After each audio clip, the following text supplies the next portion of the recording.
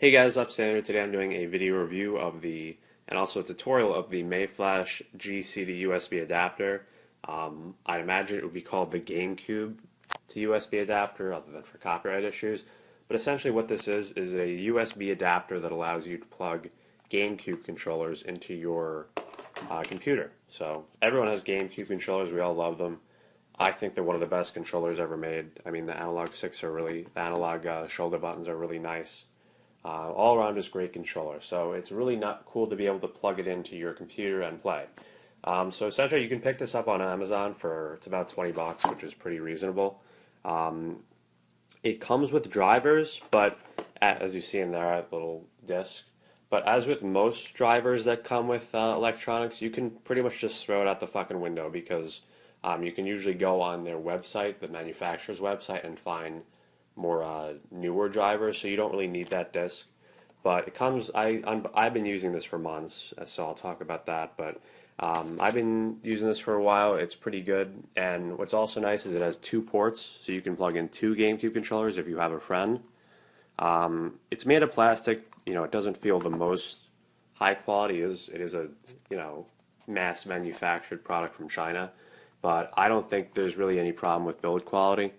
Also, what's notable is it has a very long cord, as you can see there, which is nice because other than the white GameCube controller, normal GameCube controllers only have 6 feet cords, which is not a lot at all. I remember I used to play with my friends, and we'd have to put the GameCube in the middle of the room if we were sitting on the couch because the GameCube controller's cord is just so short.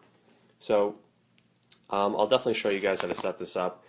It's advertised as plug and play, which it kind of is, but I'd recommend you guys get the drivers for it, which I'll show you how to set up. But there's not a whole lot about the box I can really talk about. But one thing I am very happy with is that all the buttons do work. It is very responsive, and also, unlike many adapters, the analog triggers can actually be used to their full purpose. With many adapters, or if you make one yourself, these will be recognized as digital buttons where if you press it at all, the computer will recognize it as if you pressed the button in all the way. So, like, if you play Super Smash Bros. Melee, for example, you can't really light shield without that analog trigger feature. Or if you play, say, for example, Super Mario Sunshine, you can't run around and use FLUB. There's a lot of games that really do make good use of the GameCube's analog triggers. So it is USB, so you can plug it into your laptop, to your desktop. And it does work with really any PC game that works with controllers. Even Minesweeper would work with it. But I'll show you guys how to set it up. So let's hop over to the screen camera. So we plugged it in and it does work, but we want to get the drivers. So here we are on the Mayflash website. It's just mayflash.com.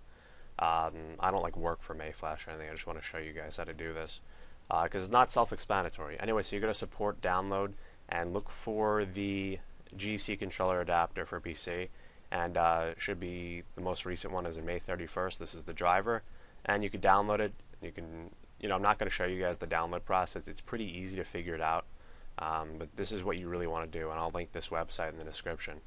So once you do that, go to Windows, and you want to find your USB gamepad. There's my 360 controller as well. Double click this, and you'll get this actually custom sort of interface, which is actually pretty cool. So what you'll notice is that the analog sticks are actually not fully calibrated. See, like the C stick, which I'm using right now, it's actually a little bit up, which it shouldn't be. So you want to just kind of read the instructions here to calibrate this. First click default, then you just kind of move them around, I guess, like that, then click set, and now they're perfect.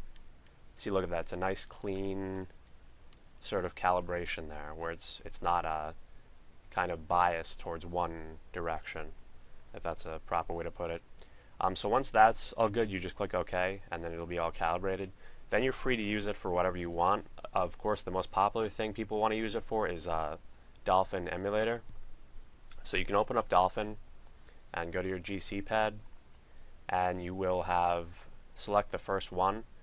So you can go ahead and set everything here yourself, but some of these are not self-explanatory. So what I'm going to do is I'm going to post a little bit of a controller file, and once you have that controller file, I'll show you where to put it. So let me show you that.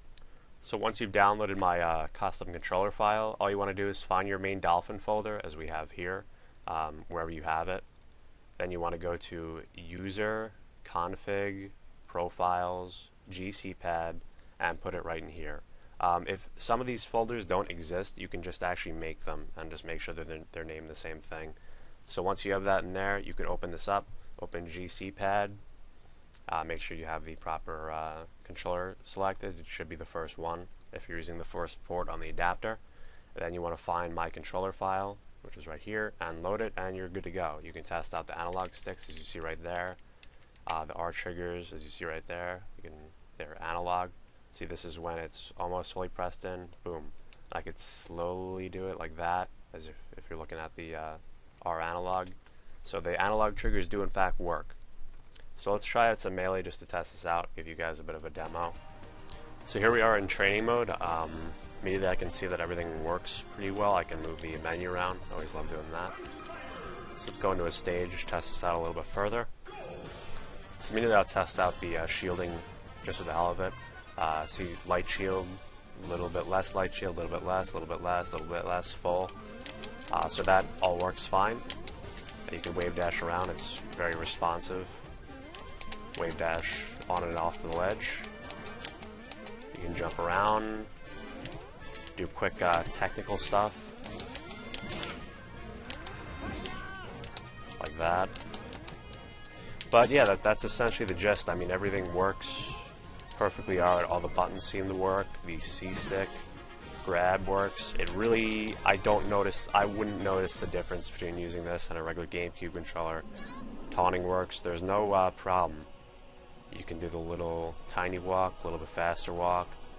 So that's a big problem with a lot of adapters. The analog isn't quite that great, but on here it seems pretty much as good as a regular GameCube. So anyway guys, that's about it for this review. If you want to check out this adapter, I'll link it down below, as well as the link for the controller file. If you enjoyed this video review, please like. I really appreciate getting likes. Also, if you have any questions, be sure to leave a comment. I can do my best to answer them. And subscribe for future videos. Thanks for watching, guys.